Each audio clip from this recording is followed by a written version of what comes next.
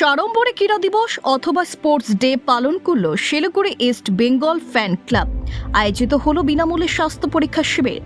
মঙ্গলবার শিলিগুড়ি কাঞ্চনজঙ্ঘা স্টেডিয়ামে প্রদীপ প্রজ্বলনের মাধ্যমে এই শিবিরের আনুষ্ঠানিক উদ্বোধন করেন শিলিগুড়ি মেয়র গৌতম দেব। ইস্ট বেঙ্গল ক্লাবের প্রয়াত সচিব দীপক ওরফে পল্টু দাসের জন্মদিবস উপলক্ষে 13ই আগস্ট স্পোর্টস ডে অথবা ক্রীড়া দিবস হিসেবে পালন করা হয়। এবছর তার 85তম জন্মদিবস। প্রয়াত সচিবের স্মৃতিচারণা করে তাকে সম্মাননা জানাতে প্রতি বছর শিলিগুড়িতেও এই দিবসটি পালন করা হয়।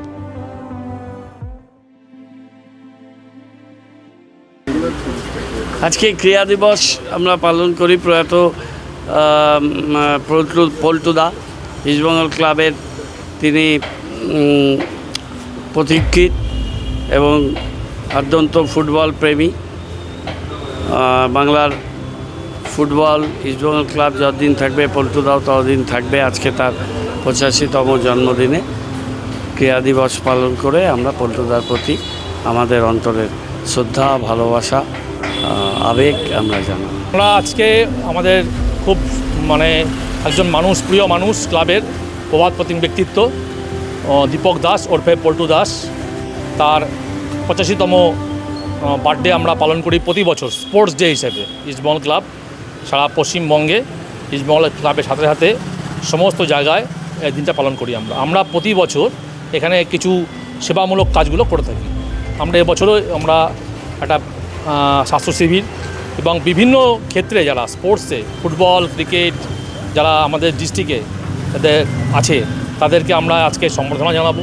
সাথে সাথে আমরা মাননীয় মেয়র সাহেব ইস্টবেঙ্গল ক্লাবের উনি মেম্বার এবং আমাদের ক্লাবে হচ্ছে উনি পেট্রন, উনি এখানকার উদ্বোধন করে গেলেন। উনি আজকে এখানটায় এসে উনি ফ্ল্যাগ হোস্টিং করেছেন ইস্টবেঙ্গল ক্লাবে, সাথে সাথে উনি করেছেন হচ্ছে ইস্টবেঙ্গল ফ্যান ক্লাবে। পরবর্তীকালে প্রদীপ প্রজ্বলন এবং আমাদের পল্টু দাসের প্রতিকৃতিতে মাল্যদান করে উনি স্বাস্থ্য শিবিরটাকে ওপেন করে উনি চলে যান। আমরা এখন কন্টিনিউ করব বিকেল 3টা পর্যন্ত যে এই স্বাস্থ্য শিবিরটা চলবে।